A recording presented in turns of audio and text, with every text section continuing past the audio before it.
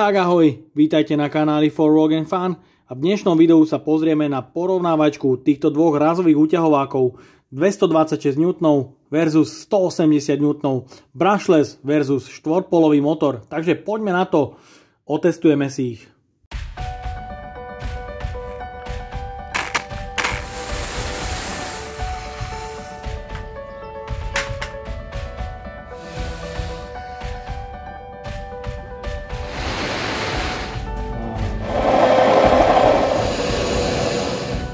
Takže mám tu tieto dva rázové úťahováky, na ktoré rozbalovačky si môžete pozrieť hore v karte.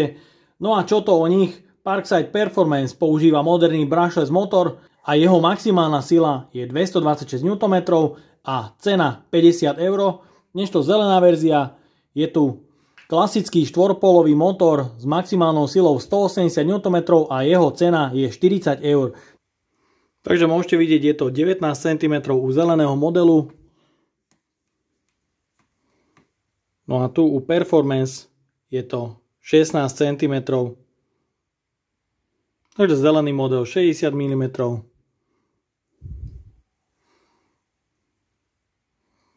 Čierny model je 63 mm. Takže zelený so štvorkou baterkou 1931 gramov a Performance 1786 gramov so 4 Ah batériou, takže rozmery a váha sú jednoznačne v prospech Performanceu. Porovnáme si hlučnosť motorov a môžete počúvať zelená verzia.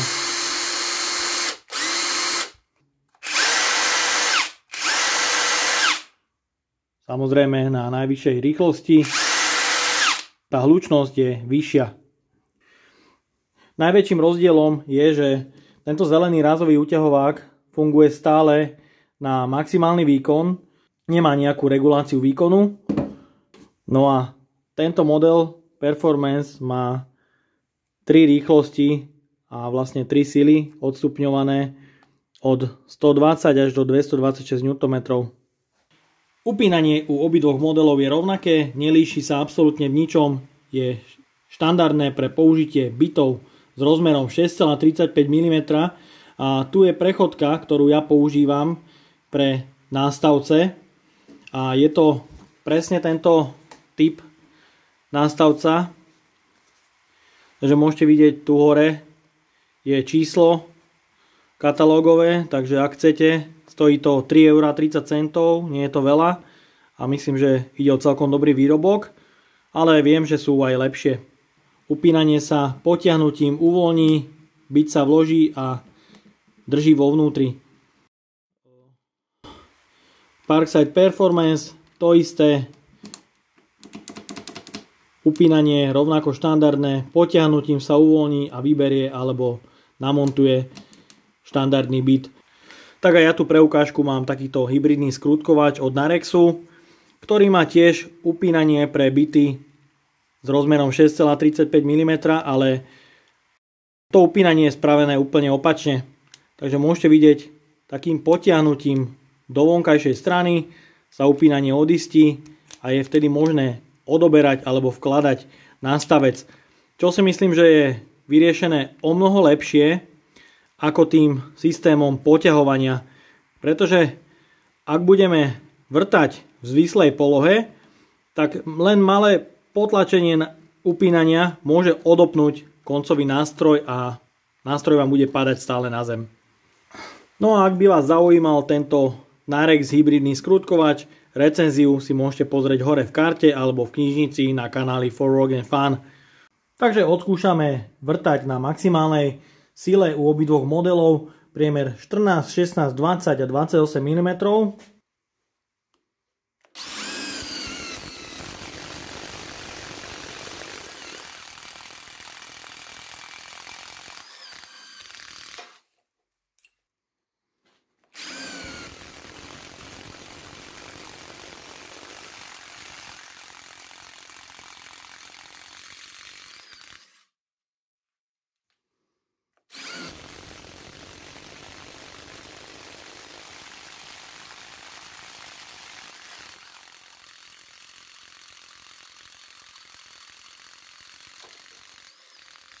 Takže performance mod 180 Nm.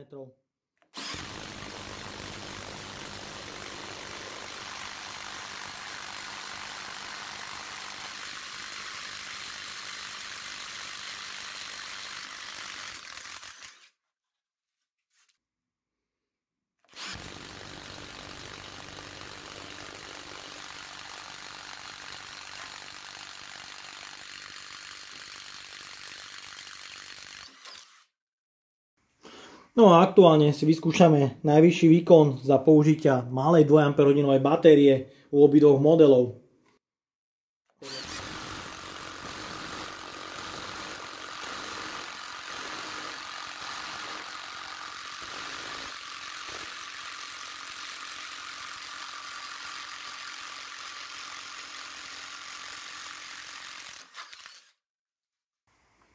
Takže pokračujem ďalej, no a videli ste zastavovanie u Performansa s malou 2 baterkou.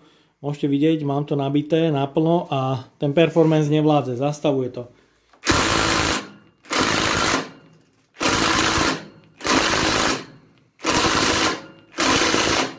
Takže môžete vidieť, nevládze to, ja to skúsim dať ešte na minimálnu silu, či to dotiahne, či to dovrta. Takto by to asi šlo, ale skúsime na 180-ke. No a na 180-ke vidíte, že ten úťahovák ide. Ide síce slabšie, ale ide. Môžeme ešte raz vyskúšať. Aktuálne nastavený na 180-ke.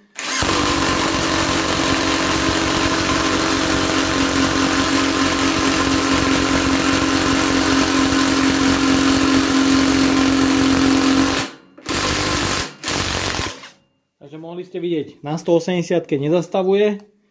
Nastavíme na maximálny výkon 226 N a sledujte, ako bude vypínať.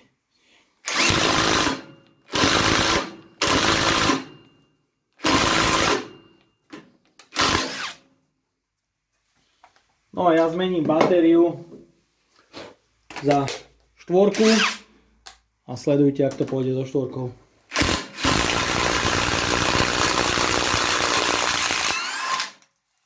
Takže paráda. Ten výkon je tu vynikajúci, ale musí sa používať veľká 4 Ah batéria.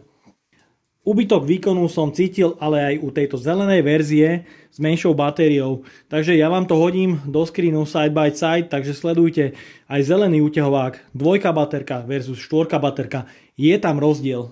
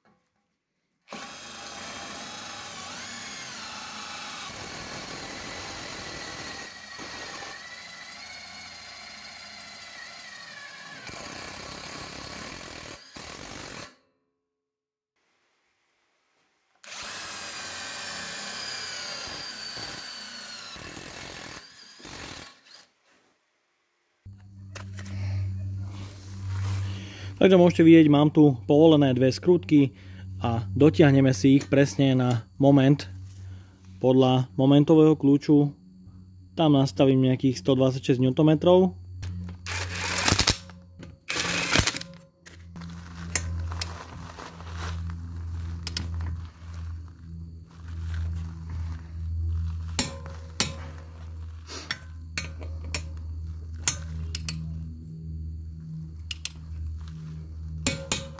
Takže vyskúšame si s týmto orechom, takže nastavíme to na 130 Nm a vyskúšame povoliť.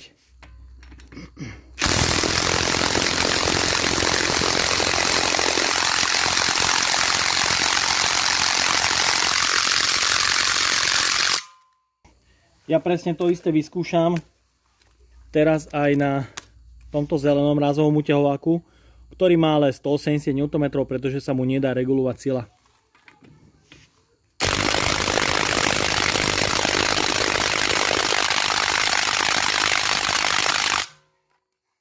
Takže môžete vidieť, absolútne nemá šancu povoliť skrutku dotiahnutú na 126 Nm. No a teraz použijem tvrdený nástavec zo chrom molybdenovej ocele, teraz 120 N a vyskúšame.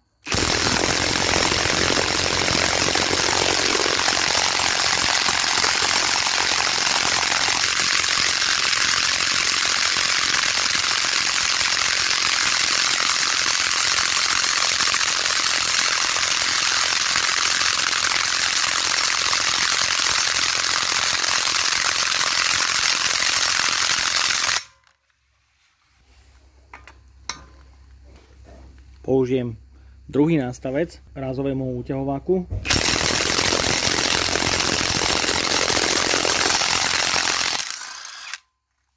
Je vidieť aj rozdiel pri použití. Je tu takýto lacný nástavec z chrom molybdenovej ocele, ale nedokázal povoliť tú skrutku. No až tento druhý, ktorý bol pribalený k veľkému rázovému úťahováku, to bez problémov povolil, takže určite je rozdiel aj v tých nástavcoch. Tu máme samozrejme len 180 N, no ale poďme skúsiť. Mohli ste vidieť na šupu, úplne bez problémov a hneď povolilo skrutku. No a teraz tu mám nastavených nejakých 180 Nm.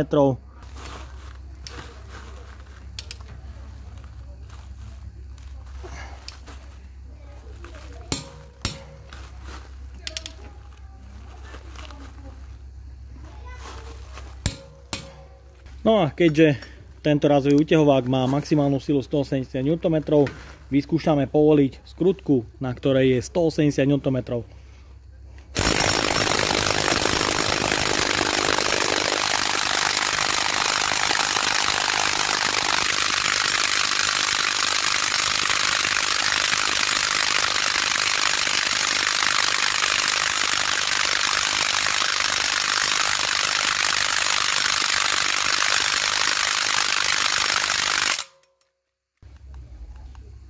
No a nastavenie na 180 N. Takže mohli ste vidieť absolútne bez problémov, krásne a v momente povolilo tú skrutku ako nič. Takže znova na 180 Nm vyskúšam povoliť aj túto skrutku.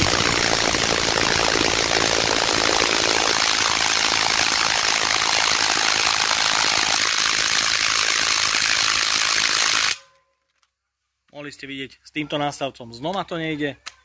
Prehodíme chrom molybdenový nástavec a za niekoľko sekúnd je skrutka vonku. Takže mohli ste vidieť, tento zelený rázový úťahovák nedosahuje hodnôt 180 Nm, ale ja si v tomto videu odmeriam, akú maximálnu silu dokáže zatiahnuť a taktiež čo dokáže povoliť. Takže nastavujem plných 210 Nm.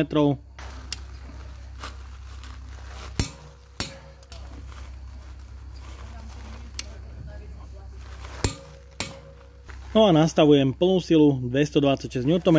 Skrutka dotiahnutá na 210 Nm. Takže ako nič, za sekundičku povolené. Ja si teraz vyskúšam dotiahnuť tú skrutku na plnej sile zhruba nejakých 5 sekúnd a momentovým kľúčom overím, na akú silu maximálne doťahuje.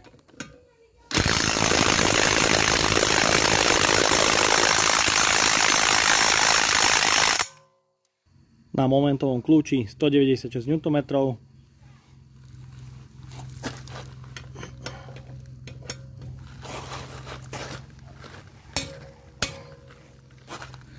Takže teraz dotiahnem na prvom prevode 120 Nm po dobu 3 sekundy.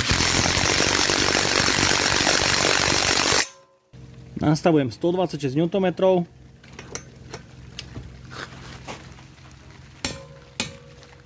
Takže mohli ste vidieť, jemné pretočenie tam bolo, takže zhruba nejakých 115-120 tam mohlo byť. Teraz pokračujeme na druhom prevode 180 Nm.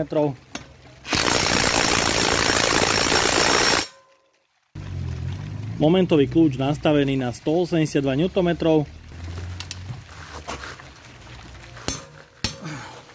Takže tých 182 tam bolo s prehľadom.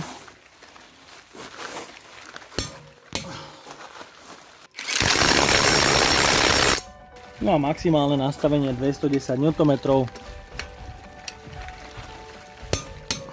S prehľadom, takže tá sila tam je.